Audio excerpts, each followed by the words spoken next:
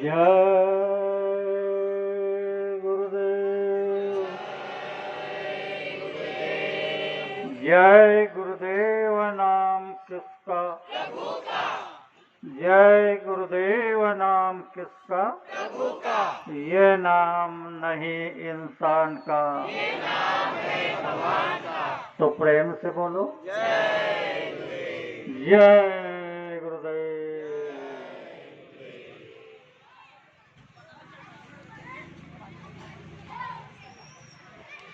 सबसे पहले योग परिवर्तक परम संत बाबा जय गुरुदेव जी महाराज, इनके चरणों में शत कोटि प्रणाम करता हूँ। साथ ही साथ जिसने ये त्रिलोक की रचना बनाई उस ईश्वर को प्रणाम, उनके दृश्य अदृश्य शक्तियों को प्रणाम, और यहाँ पर उपस्थित विभिन्न प्रांतों से आए हुए सत्संग प्रेमी भाई, अगल बगल के क्षेत्रों से आए हुए सत्संग प्रेमी भाई और बहनें, और इस गांव के सभी सज्जन भाई और बहनें, सबको बड़े प्रेम के साथ जय गुरुदेव। प्रेमियों, इस गांव में सबसे पहले गुरु महाराज के नाम का जागरण हुआ है, और इसका परिचय हर साल इस कार्य में लोगों को मिलता है। समय जाड़े का है, पर जहाँ यहाँ 31 दिसंबर का कार्यक्रम होता है तो जाड़ा बंद हो जाता है। दूसरा एक अनुभव आपको बताता हूँ। आप लोगों ने कहीं इनको जाकर के कोई दौरा निकाल करके इनको नहीं बुलाया। ये जो आकर बैठे हैं इनको गांव के लोगों ने नहीं बुलाया, बल्कि स्वामी जी ने इनको खींच करके यहाँ खड़ा कर दिया है। जय गुरुदेव। तो प्रेमियों, ध्यान से सुनो। सत्संग 4 प्रकार के होते हैं। एक होता है आम सत्संग, दूसरा होता है खास सत्संग, तीसरा होता है निज सत्संग, और चौथा होता है सेने बसेना। तो ये जो हो रहा है ये आम सत्संग, आम जनता उपस्थित होती है तो आम बातें समझाई जाती है। और खास सत्संग वो होता है जो परिवार वाले घर में बैठ करके एक सोचते हैं कि भाई हमको मकान बनाना है या खेती लेना है, तो इसके लिए क्या करना है ये सोचते हैं। उसी तरह हम भी आज ये सोचने के लिए इकट्ठे हुए हैं कि गुरु महाराज ने जो हमको दौलत दी, यह दौलत किस काम के लिए दी है, इससे क्या करना है। आज तक तो मुझे यह लग रहा है कि बहुत सारे जीव ऐसे हैं कि उनको ये भी पता नहीं कि यह दौलत कितनी कीमती है। तो प्रेमियों, आप लोग ध्यान से सुनो। मैं अगल बगल की बातों को छोड़ करके खास सत्संग की तरफ मुड़ता हूँ। गुरु महाराज ने यह दौलत जो आपको दी है, तो आपके अंदर में जो जीवात्मा है वह कितने युगों से इस धरती पर उतारी गई है। आज तक भटक रही है, रास्ता नहीं पा रही है, और अभी रास्ता भी मिला तो समझ में नहीं आ रहा। यहाँ पर गुरु महाराज ने जो कहा उसे अच्छी तरह समझो कि यहाँ पर कौन कौन भटक रहे हैं।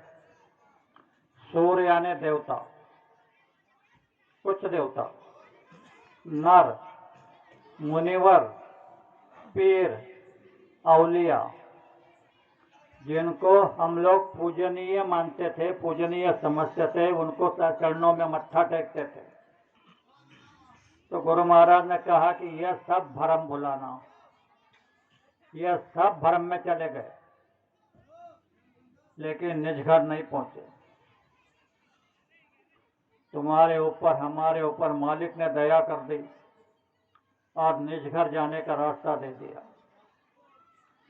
और सत्संग में, प्रवचन में यह बताया जाता है, बड़े भाग मानुष तन पावा, सूर दुर्लभ सब ग्रंथन गावा। सीधा अर्थ है कि बड़े भाग्य से आपको मानव तन मिला, जो देवताओं को दुर्लभ है। इस बात को भी हम लोग पूरी तरह नहीं समझते। ऐसा क्या है ये मानव शरीर में कि जो देवताओं के पास नहीं? तो ध्यान से सुनो प्रेमियों, तुम्हारा शरीर जो है पूरे 5 तत्वों का है, और इसके अंदर में और कुछ तत्व है, यानी पूरे तत्वों का शरीर तुम्हारा है।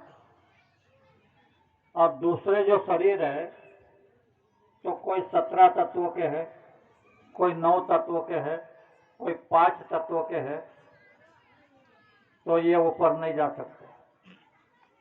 ये मानव शरीर से ऊपर जाने का रास्ता है, दूसरे शरीर से नहीं। इसीलिए जब धरती पर मिथुन सृष्टि बनाना थी, पहले तो निरी सृष्टि थी, यानी देखने से गर्भ धारणा होती थी। और कहते थे, हमने सुना है, देखा नहीं, कहते थे कि सतयोगी सब ज्ञानी विज्ञानी, करे हरि भजन करे भव प्राणी। सतयुग में सभी जीव ज्ञानी थे, विज्ञानी थे, हरि का भजन करके चले जाते थे। तब ईश्वर ने देखा। अब ईश्वर की बात पहले समझ लो। सत्पुरुष ने, यहाँ सब सन्नाटा था, कुछ नहीं था, न झाड़, न पौधा, न पेड़, न पहाड़, न पानी, न नाला, न गुरु, न चेला, कुछ भी नहीं था। तो ये महापुरुष सप्त देश में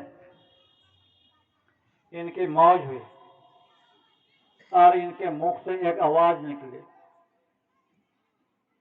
तो आवाज की ऐसी लहरें, आवाज बड़ी जोर की। आज कोई एटम बम, अणु बम, हाइड्रोजन बम की आवाज नहीं होगी, इतने जोर की आवाज। और ऐसी लहरें पैदा हुई, उसमें 16 मंडल निर्माण हुए। तो 16 मंडलों पर 16 ब्रह्मों को स्थापित कर दिया। इनको 16 सूद भी कहते हैं। तब तक ये मृत्यु लग की रचना नहीं थी। तो इनमें ये छोटे, जिन्हें आप ईश्वर कहते हो, उन्होंने बहुत कड़ी तपस्या की और सत्पुरुष को खुश करके एक राज मांगा। तो सत्पुरुष ने मसाला दिया। मसाला क्या दिया? तत्वों का मसाला। और फिर जो आपको पूरे 5 नाम बताए हैं, उससे नीचे, उसके नीचे एक झंझरी द्वीप है। उस झंझरी द्वीप से अनहद शब्द प्रकट हुआ और जड़ माया, चेतन माया नहीं, जड़ माया और अनहद, इन्होंने ये रचना को प्रारंभ किया। तो पहले तो 3 पुत्रों को जन्म दिया, ब्रह्मा, विष्णु और महेश। और इनके लिए कर्मचारी, अधिकारी बना दिए।